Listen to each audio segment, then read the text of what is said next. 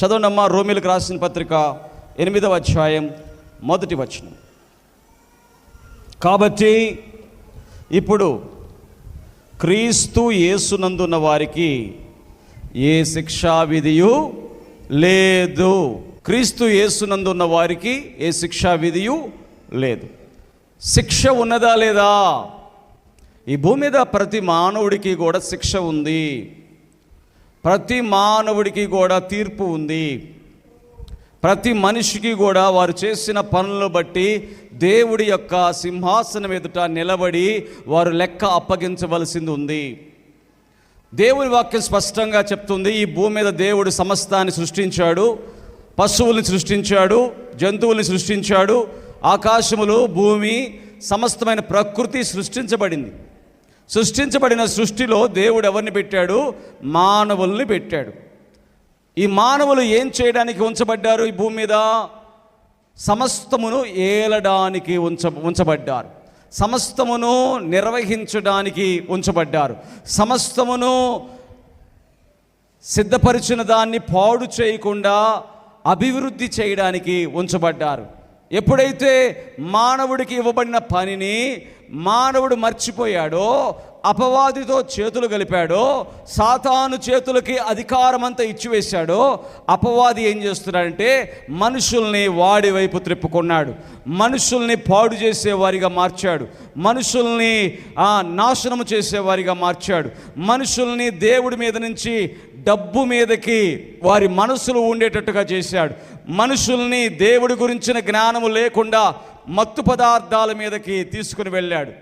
మనుషుల్ని సాతాను ఏం చేశాడంటే ఎంటర్టైన్మెంట్ అని చెప్పి సినిమా హీరోల్ని దేవుళ్ళలాగా ఆరాధించేటట్టుగా చేశాడు. ఇంకా చెప్పాలంటే ఈ లోకములో ఈ లోకాధికారి అయిన సాతాను దేవుడి బిడ్డల్ని దేవుడి దగ్గరికి రానియకుండా అనేకమైనవి ఏర్పాటు చేసి దేవుడికి దూరస్తులుగా వారిని మార్చేసి వారిని నాశనానికి, తీర్పుకి, శిక్షకి పాత్రులను చేశాడు. దేవుని బిడ్డలారా, ఈ శిక్షకు పాత్రులైనటువంటి వారిమే మనమంతా. అయితే ఇక్కడ రాయబడిన మాట ఏం చదువుకున్నాం? ఇప్పుడు అన్నాడు. హల్లెలూయా. ఎప్పుడు?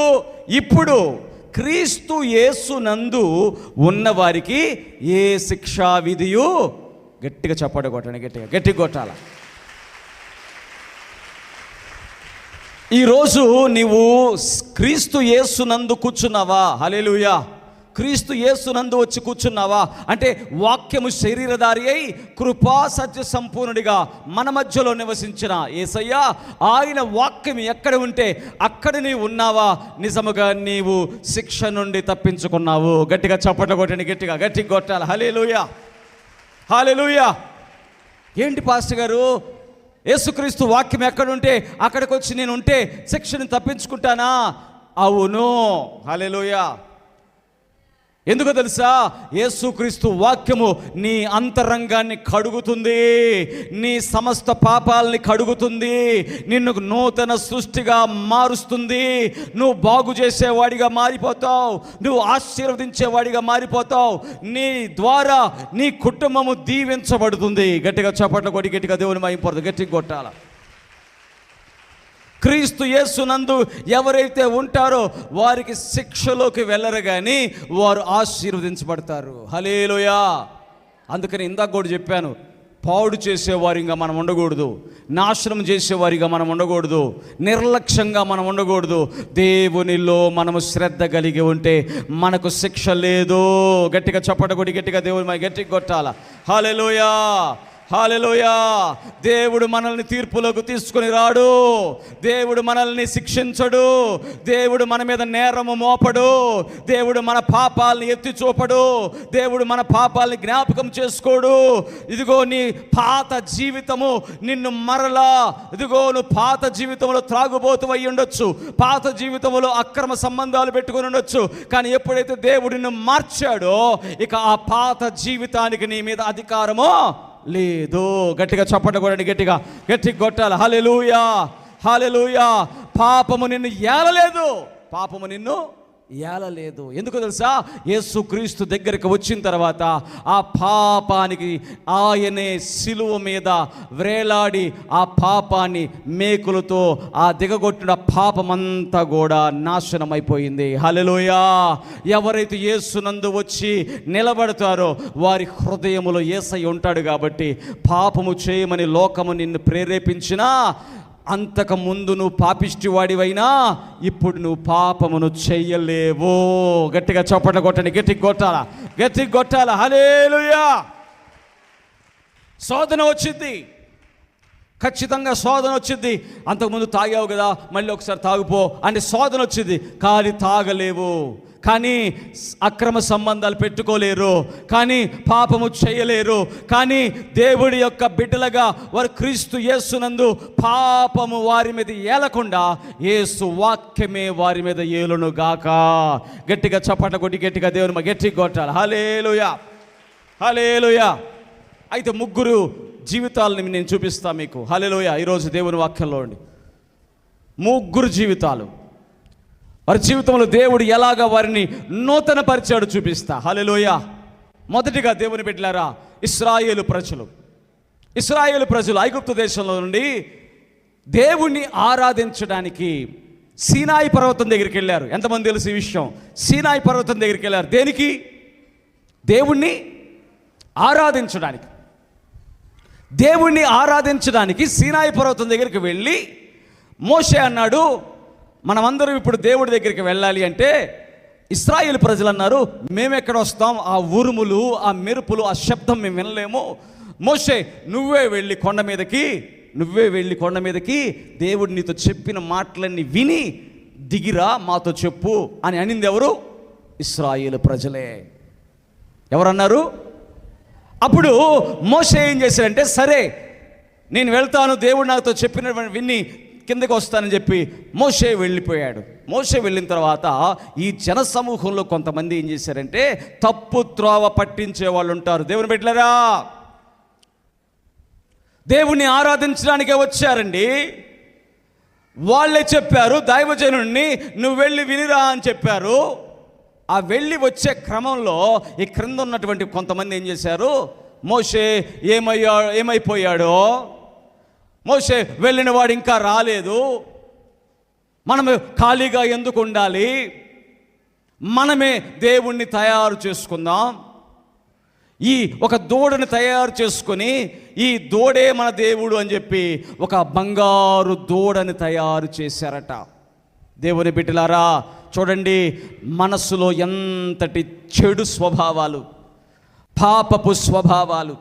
దేవుణ్ణి ఆరాధించడానికి వచ్చి ఏం తయారు చేసుకున్నారు? అక్కడ సీనాయి పర్వతం దగ్గర ఒక దూడని బంగారముతో తయారు చేసి అక్కడ ఆ బంగారు ఆ దూడ దగ్గర వీరు విచ్చలవిడిగా డ్యాన్సులు వేస్తూ, విచ్చలవిడిగా అసభ్యమైనటువంటి నృత్యములు చేస్తూ భయంకరంగా ఉంటే దేవుడు మోషేతో మాట్లాడుతున్నాడంట, నీ జనులు క్రింద దూరస్తులైపోయారు నాకు అని. హల్లెలూయా.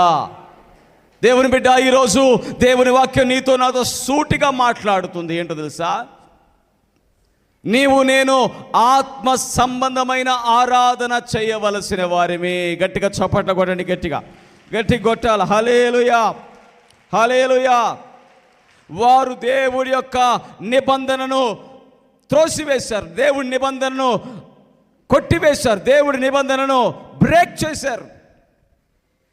దేవుడితో ఒక నిబంధన పెట్టుకోవాల్సిన వాళ్ళు ఆ నిబంధన దేవుడితో ఆయన ప్రేమ, ఇదిగో ఐగుప్తులో నుంచి మమ్మల్ని తీసుకొచ్చిన దేవుడు, ఇశ్రాయేలు ప్రజలుగా మేము మొర్ర పెట్టినప్పుడు మా ప్రార్థనలు ఆలకించిన దేవుడు, 10 తెగుళ్లతో ఐగుప్తు సైన్యాన్ని, ఐగుప్తు జనాల్ని కలవరపెట్టిన దేవుడు, ఇదిగో ఇంత గొప్ప సమూహాన్ని తీసుకొచ్చాడు. ఎర్ర సముద్రంలో పాగిలైపోయింది, మేము 6 నెలలు నడిచాము, ఇన్ని అద్భుతాలు చేసిన దేవుడి దగ్గరకు వచ్చి దేవుణ్ణి ఆరాధించకుండా మరలా ఎక్కడికి వెళ్ళిపోయినాయి? మనస్సులు ఎక్కడికి వెళ్ళిపోయినాయి?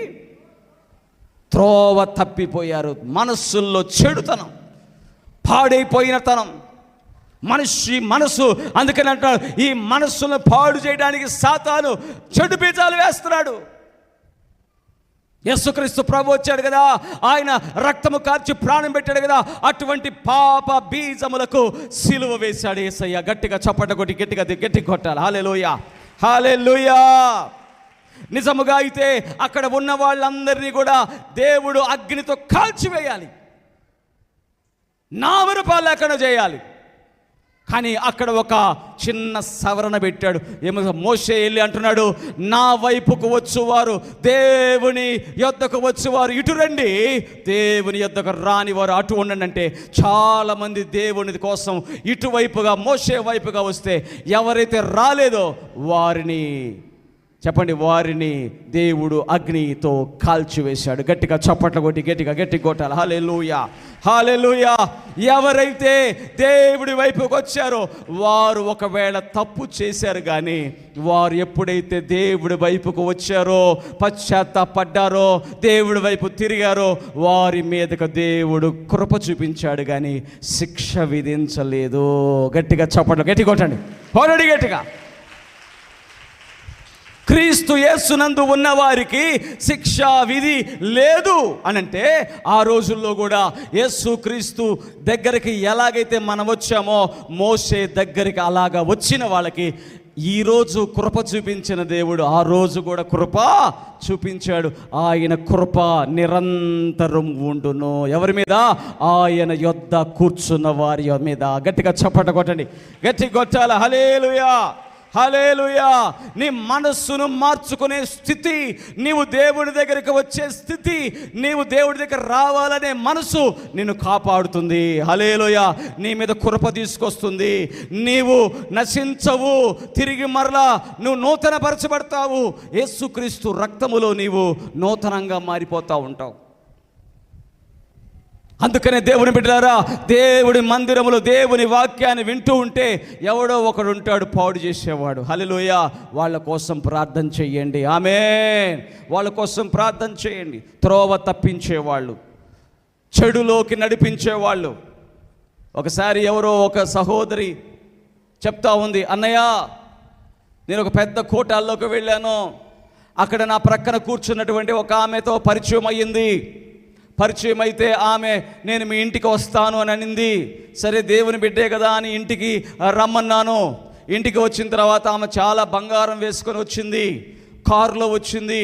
ఇంటికి రాగానే ఏంటి ఎక్కడ చేస్తున్నావు అంటే, నేను దుబాయ్లో జాబ్ చేస్తున్నాను అనింది. ఎక్కడ చెప్పండి, ఎక్కడ?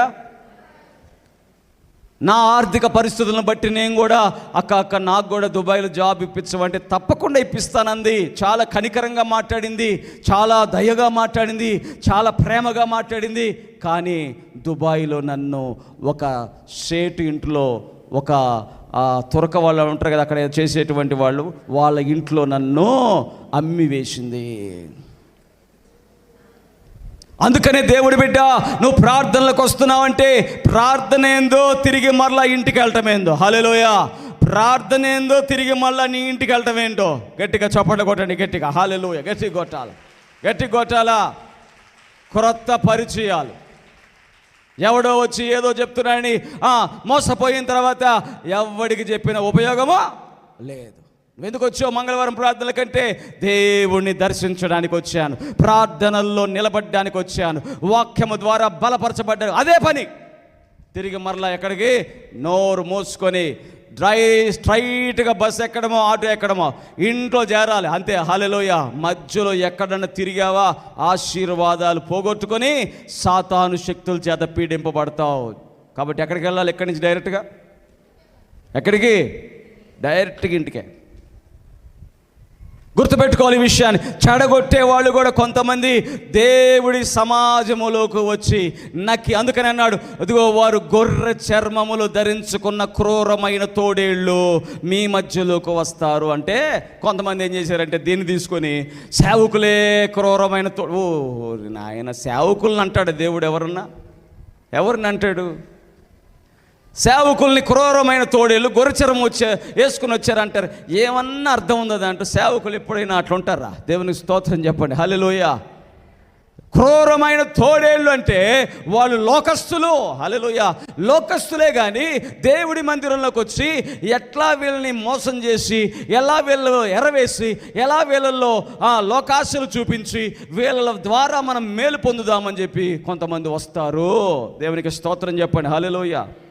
సంఘాల మధ్యలోకి ఒక 15 సంవత్సరాల క్రితం ఒక సంస్థ వచ్చింది. ఏం సంస్థ అంటే, మీరు 1000 రూపాయలు కడితే మీకు 10,000 ఇస్తాం. ఎంత? అంటే 5,000 కడితే మీకు 10,000 ఇస్తాం, 6 నెలలు ఇస్తాం అని చెప్పి వచ్చింది.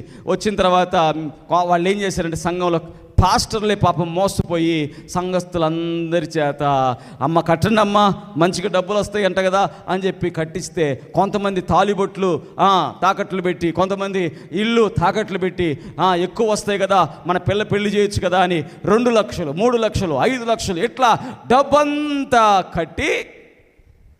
కడితే వాళ్ళు ఎవరైతే ఆ వ్యక్తి పోలీసుల చేత పట్టబడ్డాడు, అతని డబ్బంతా కూడా గవర్నమెంట్ హ్యాండ్ ఓవర్ చేసుకుంది.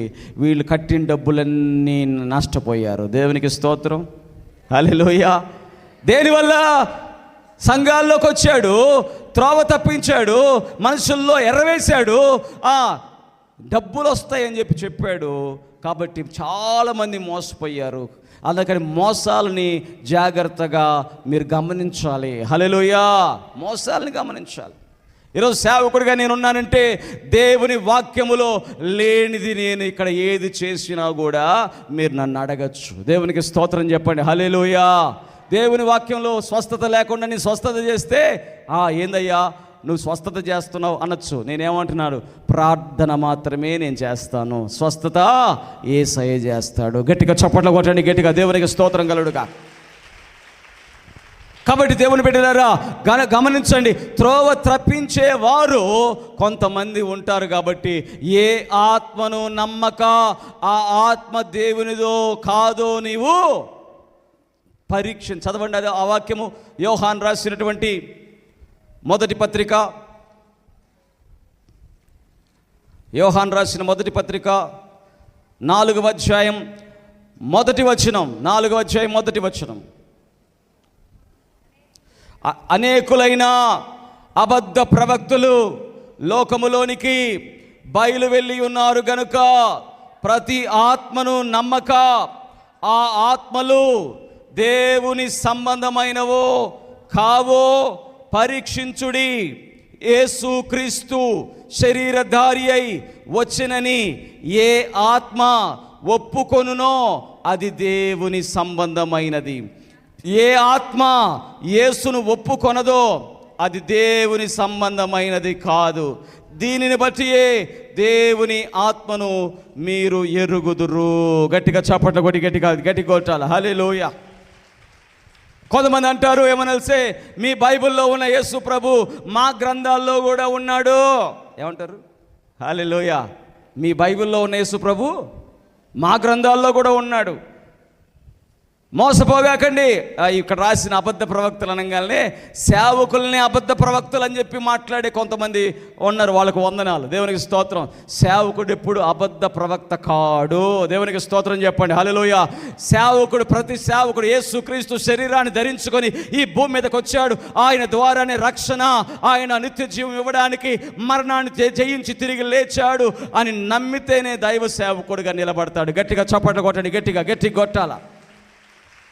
మరి ఎవరు ఇక్కడ రాయబడిన ఈ అబద్ధ ప్రవక్తలు ఎవరు? చిన్నగా మీకు హింట్ ఇస్తాను, అర్థం చేసుకోండి. హల్లెలూయా. బైబిల్లో ఉన్న యేసు ప్రభు మా గ్రంథాల్లో కూడా ఉన్నాడు అంటారు. బైబిల్లో ఉన్న మోషే మా గ్రంథాల్లో కూడా ఉన్నారు అంటాడు. బైబిల్లో ఉన్న మరియా మా గ్రంథంలో కూడా ఉందంటారు. కానీ యేసు ప్రభు నందు విశ్వాసం ఉంచుతావా అంటే మేము నమ్మము అని అంటారు. వాళ్ళు అబద్ధ ప్రవక్తలు. మీకు అర్థమైతే గట్టిగా చప్పట కొట్టండి, గట్టిగా. అర్థమైందా నీకు? ఎలీషా బాబు, నీకు అర్థమైంది ఎవరి గురించి చెప్పాను? అర్థమైతే అర్థమైందని చెప్పు, లేకపోతే లేదు. అర్థం కాలేదా? ఈ గ్రంథములో కాకుండా వేరే గ్రంథములో యేసు ప్రభు ఉన్నాడు అని చెప్పేవాళ్ళు ఎవరు? ఎవరు? వారు యేసు ప్రభునందు విశ్వాసం ఉంచరు కానీ వారు చెప్పుకుంటారు, వారు ప్రవక్తలమని చెప్పుకుంటారు, యేసు ప్రభు ప్రవక్త అని మాట్లాడతారు. వాళ్ళని గురించి రాయబడింది వాళ్ళు అబద్ధ ప్రవక్తలు అని. కాబట్టి అలాంటి అబద్ధ ప్రవక్తలను గురించి జాగ్రత్త. వారు దేవుడికి సంబంధించిన వారో కాదో పరీక్షించిన తర్వాత వారి మాట వినండి. అంతకాకుండా యూట్యూబ్ వచ్చింది కదా అని వాళ్ళు ఇలా పెట్టేసి వాళ్ళు చెప్తుంటే నిజమేనేమో నిజమేనేమో నిజమేనేమో అని చాలామంది ఏం చేస్తున్నారు సార్, యేసు ప్రభువుని నమ్ముకున్న వాళ్ళు కూడా కొంతమంది ఏం చేస్తున్నారు, మోసపోయి యేసు ప్రభువుని విడిచిపెట్టి అటుగా మారిపోతున్నారు. దేవునికి స్తోత్రం చెప్పండి, హల్లెలూయా. అందుకని అంటున్నా, కొంతమంది దేవుణ్ణి ఆరాధించడానికి వస్తున్నామని చెప్పి దేవుని బిడ్డల్ని సైడ్ ట్రాక్ చేసే వాళ్ళు ఉన్నారు. వాళ్ళతో జాగ్రత్త.